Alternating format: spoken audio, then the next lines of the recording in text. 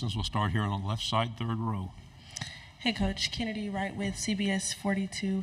If you could tell me some of the differences between Nico and the former quarterback from last season, that would be helpful. Nico and Joe? Yes, Joe. And, there's a lot of similarities in their ability to spray the football around the football field and be accurate with it. I'm really excited about Nico, his ability to process information in the middle of the football field, bodies in motion, after, coverage recognition, and his ability to extend and make plays outside of the pocket. He's refined his movement in the pocket so that when he can distribute the ball from there, but also break, contain, and go make plays. Right side. Josh, Zach Klein with Channel 2 in Atlanta. The use of iPads now being able on the sidelines. Kirby said the problem he'll have is a lot of coaches are technically challenged on his staff. How do you think that will help you? Maybe too much information overload. How do you take advantage of this new opportunity? Yeah, well, it's going to give you the ability to go back and tangibly see everything that happened. It takes away some of the artistry of having to put the pieces of the puzzle together without being able to watch it in between drives or from play to play. But it'll be a great tool for your players too, to see something and help them make adjustments before they get to the next drive. Right here in the front row. Josh, Eric Bailey with Tulsa World. Yep. Your first year through the SEC, what did you learn as a head coach, and what do you think Oklahoma's program will learn their first year going through the league? I'm seeing a lot of people from my past today, so great to see everybody. What was your question? I'm sorry.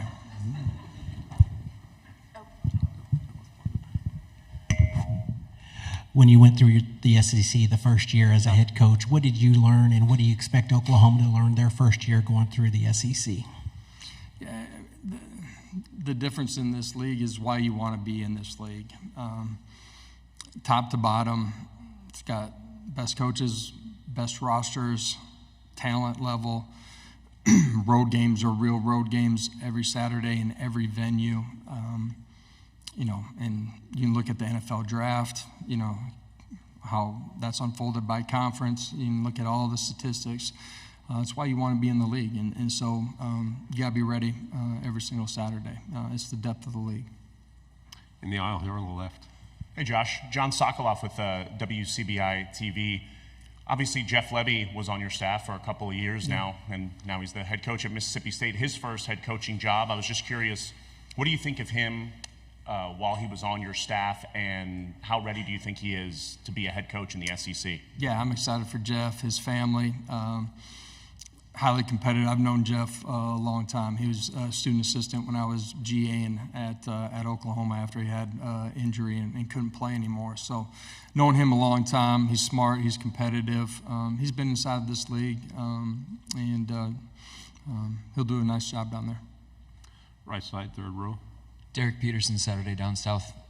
You obviously have a shared history with Brent Venables. Yeah. Can you just speak to the relationship that you have with him and how the dynamic might change now that he's coaching against you in the conference? Yeah, I'm not going to like him as much when I'm coaching against him. All right.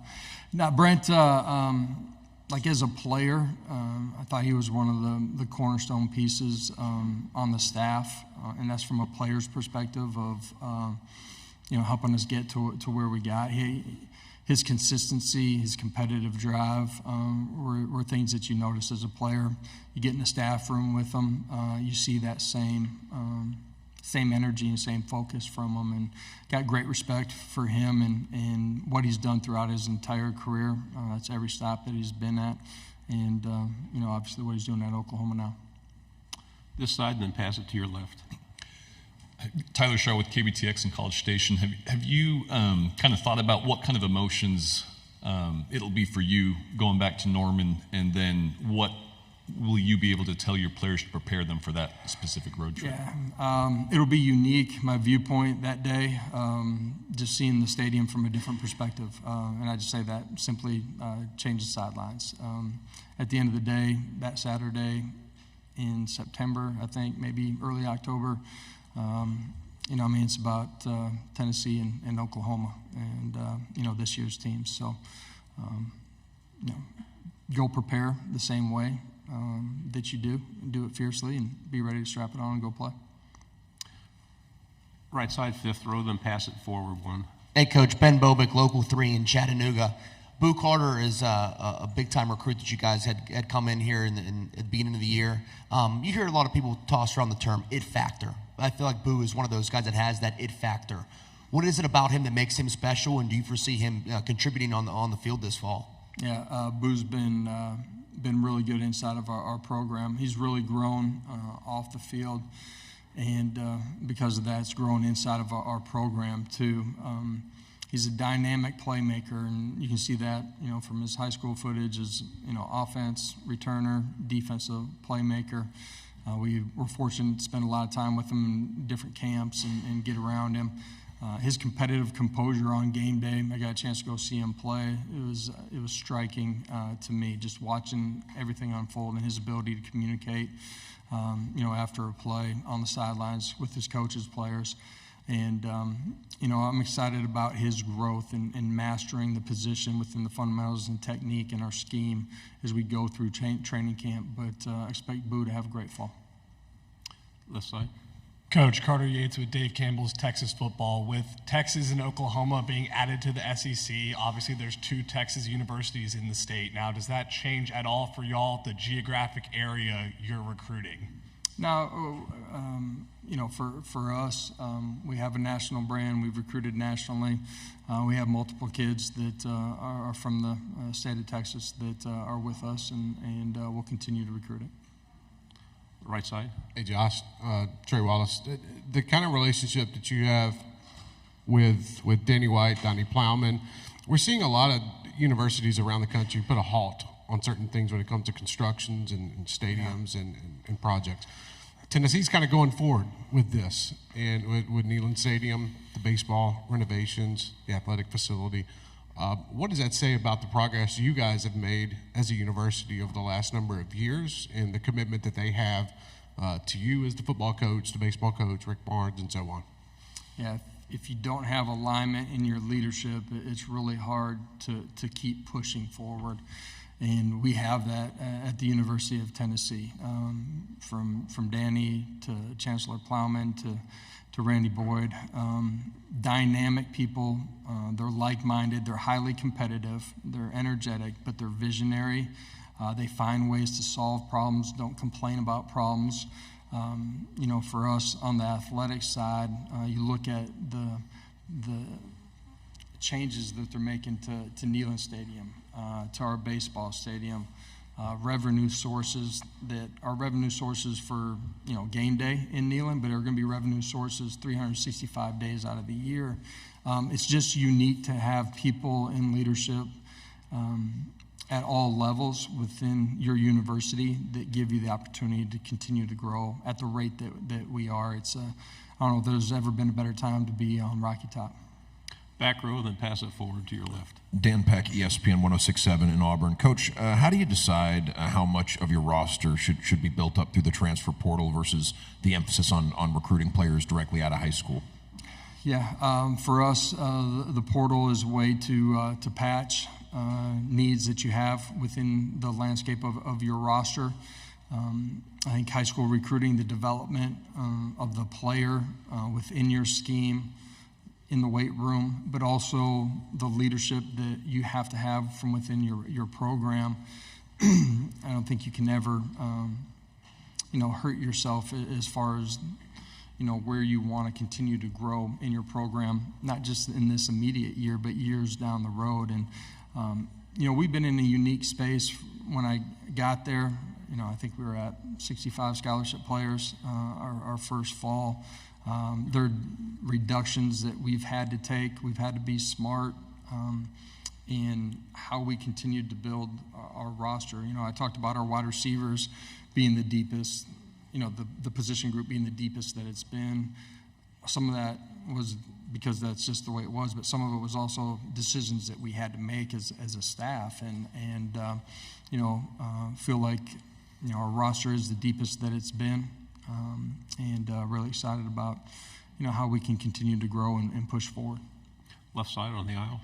Coach, right here on the aisle, ESPN 106.7 in Auburn, Jacob Goins. You are taking an intriguing road trip in week 2 to NC State. What does that game mean for you and your team and the trajectory of this season going on the road to a different place in week 2? Yeah, it'll be the biggest game on our schedule that week. Huge game. You look at the quality of the opponent.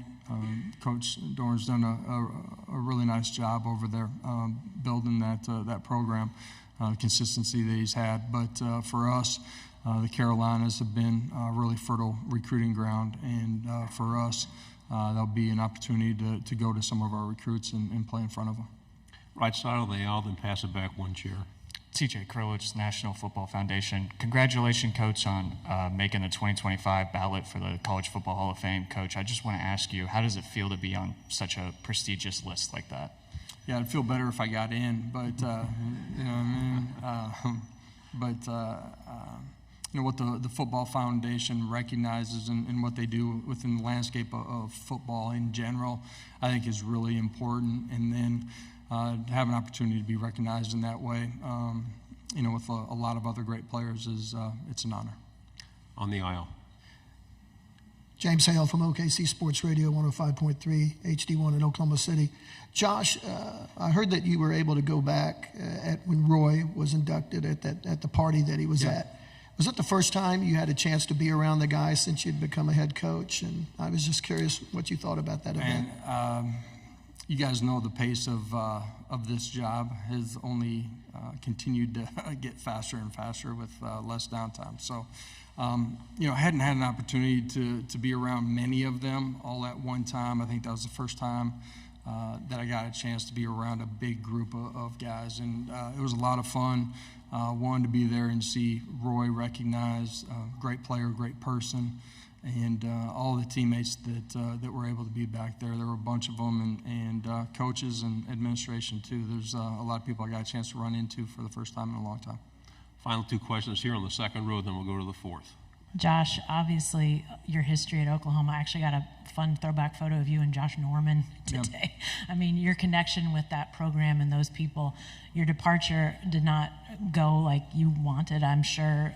Just your feelings, how have they evolved over time since you left there? And does having, as you mentioned, so many guys that you played with or played for now on the staff, how has that maybe evolved how you're feeling about Oklahoma? I don't think my feelings necessarily have really evolved. I got great respect and admiration for the university, the leadership that's been there.